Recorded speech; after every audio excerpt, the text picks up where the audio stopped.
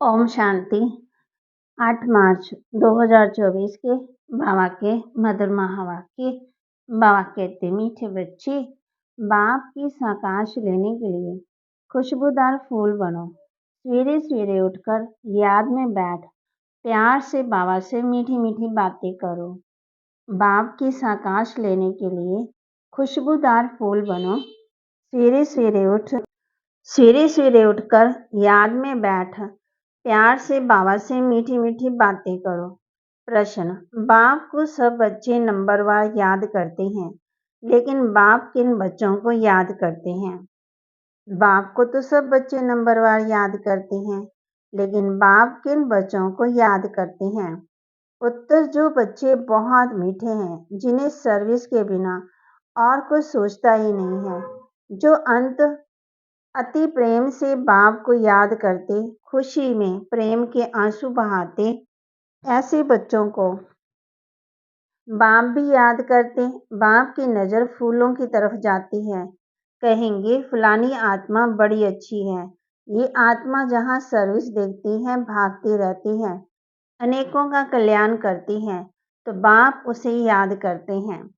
ओम शांति। बाप बैठकर सब आत्मा को समझाते हैं। शरीर भी याद पड़ता है तो आत्मा भी याद पड़ती है।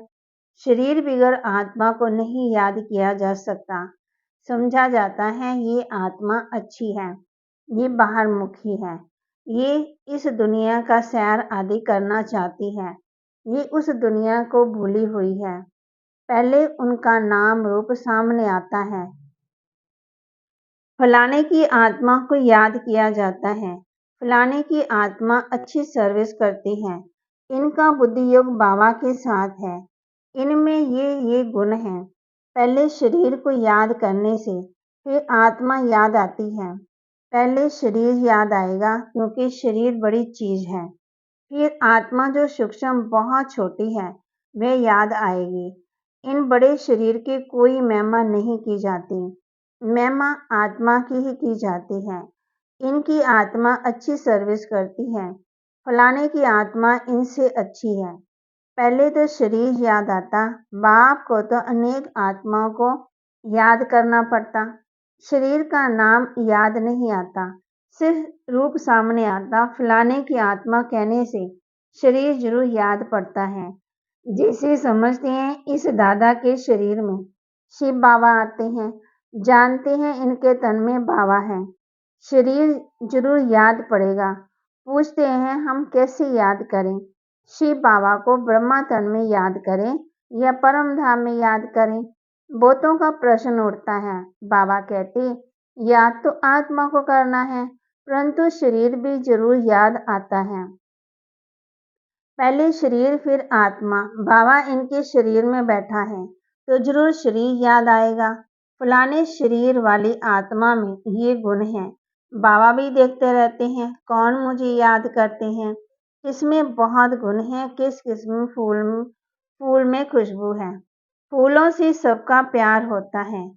गुलदस्ता बनाती हैं, उसमें भी राजा रानी प्रजा बिन बिन फूल पत्ते आदि सब बनाते हैं।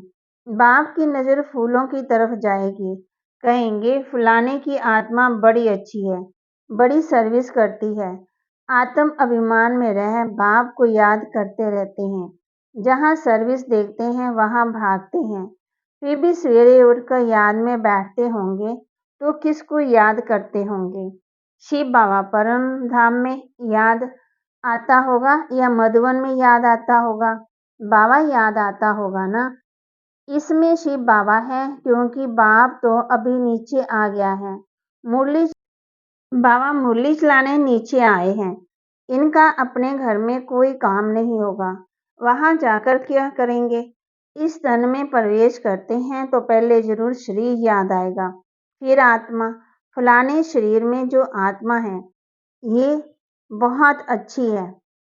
बाबा कहते, इनको शरीर बिगड़ कुछ सोचता नहीं है, बहुत मीठी है। बाबा बैठे रहते हैं, सबको देखते रहते हैं। फलानी बच्ची बहुत अच्छी है, बहुत याद करती है। बंधेलियां बच्चियों को विकार के लिए कितनी मार मिलती, कितना प्रेम से याद करती होंगी। जब बहुत याद करती हैं तो खुशी के मारे प्रेम के आंसू भी आ जाते हैं। कभी-कभी वे आंसू गिर भी पड़ते हैं। बाबा को और धंधा क्या है, सबको याद करते हैं। बहुत बच्चियां याद आती हैं। फलाने की आत्मा में दम नहीं है, बाप को याद नहीं करती, किसी को सुख नहीं देती, ये अपना ही कल्याण नहीं करती। बाप तो यही जांच करते रहेंगे। याद करना माना साकाश देना। आत्मा का कनेक्शन परमात्मा के साथ रहता है ना। एक दिन आएगा जबकि बच्चे योग में बहुत रहेंगे, ये भी किसी को याद करेंगे तो जड़ शास्त्रकार होगा। आत्मा तो छोटी बिंदी, शास्त्रकार करे तो भी कोई समझ न सके, फिर भी शरीर ही याद आता है। आत्मा है छोटी परंतु याद करती है, तो उनकी आत्मा पावन बनती जाती है। बगीचे में वैरायटी फूल होते हैं। बाबा भी देखते हैं ये बहुत अच्छा खुशबूदार फूल है, ये इतना नहीं है तो पदवी भी कम होगा। बाबा के जो मददगार बनते हैं वही ऊंच पदवी पाते हैं। वह भी जो बाबा को याद करते रहते हैं।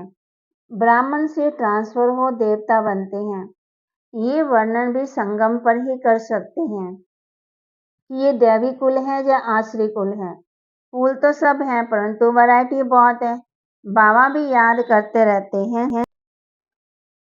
टीचर अपने स्टूडेंट को याद करेंगे ना, ये कम पढ़ते हैं, दिल में तो समझेंगे ये बाप भी है टीचर भी है।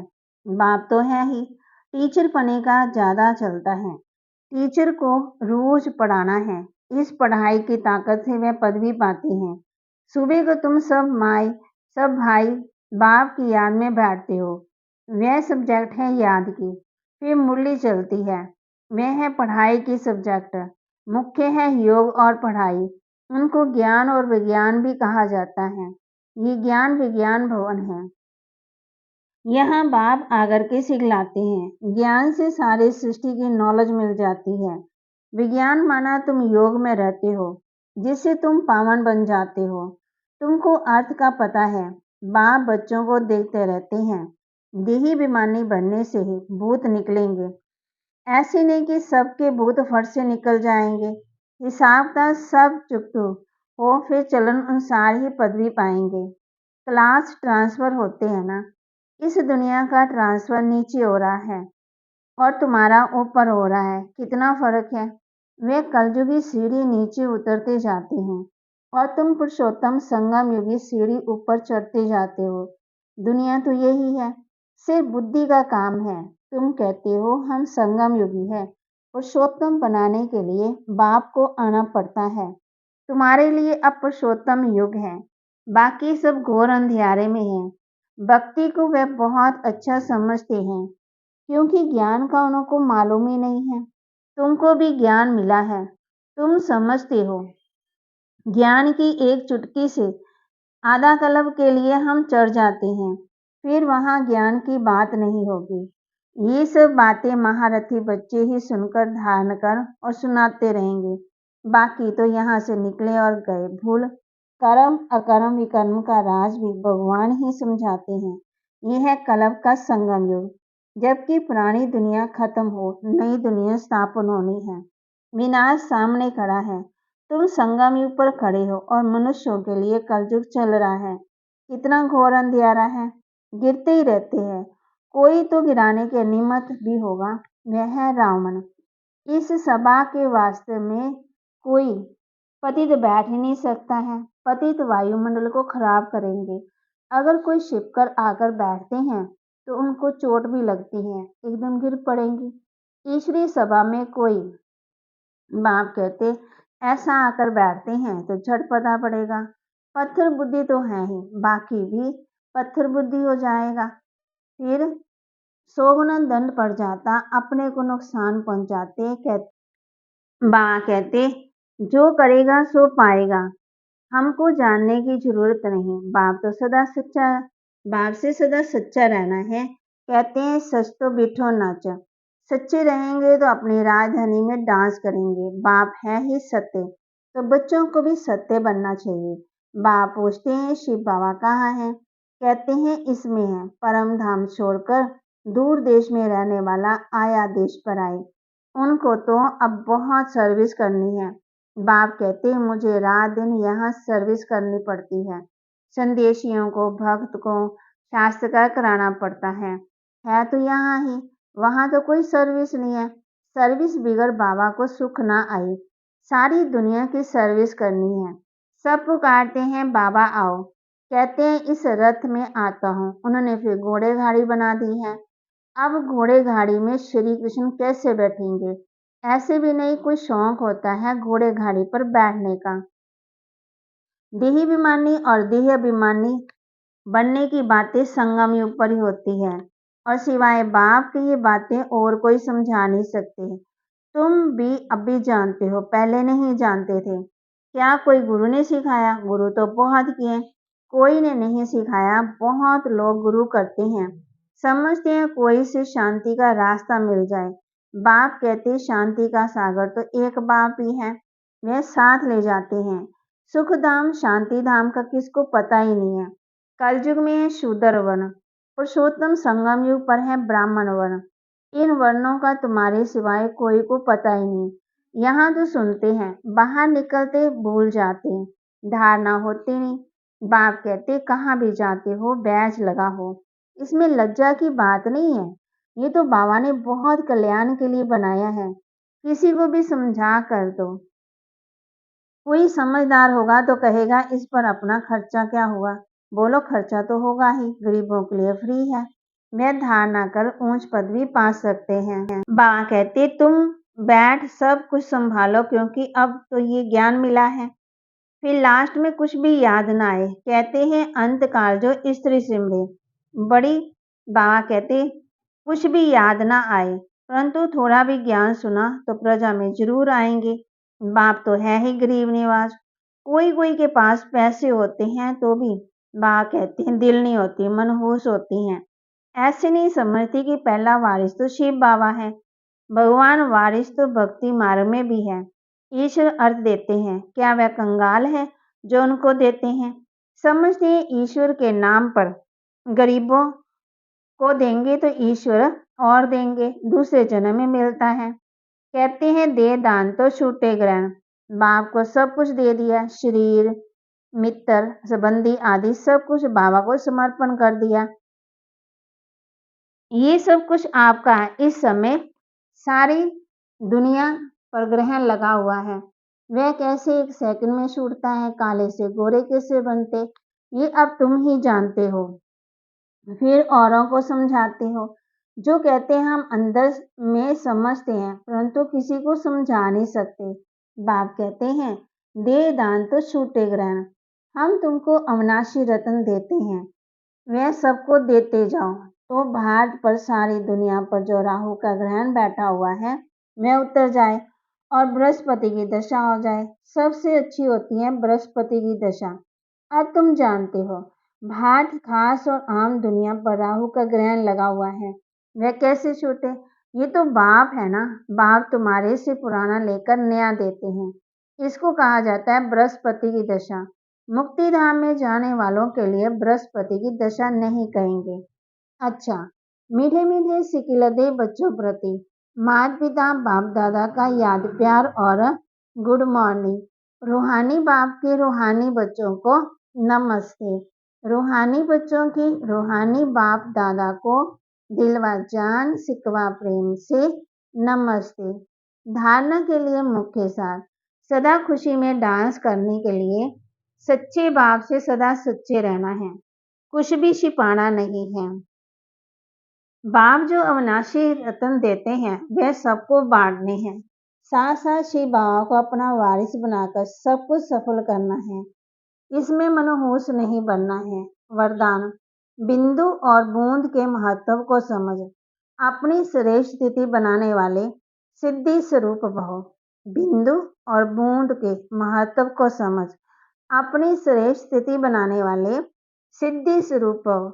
शिव परमात्मा की पूजा में एक बिंदु की विशेषता है, दूसरी बूंद बूंद की विशेषता है। दोनों का अपना महत्व है। आत्मा, परमात्मा और प्रकृति का ये खेल अर्थात ड्रामा, तीनों का ज्ञान प्रैक्टिकल में लाइफ में बिंदु का ही अनुभव होता है और बूंद और शुभ संकल्पों की स्मृति, जिससे मिलन की सिद्धि का अनुभव होता है।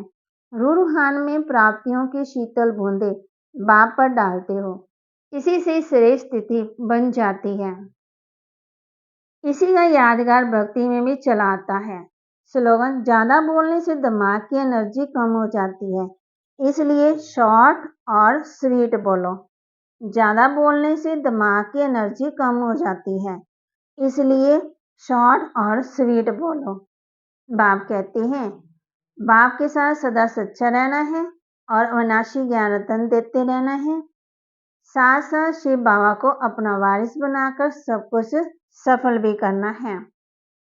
और बाबा कहते जितना उसे कम से कम बोलना है, जिससे एनर्जी, समय, संकल्प दोनों बच जाएं। और शॉर्ट भी बोलना है और स्वीट भी बोलना है। बाबा बच्चों को कहते, बिंदु और बूंद के महत्व को समझ अपनी श्रेष्ठ स्थिति बनाने वाले सिद्धि स्वरूप भव। ओम शांति।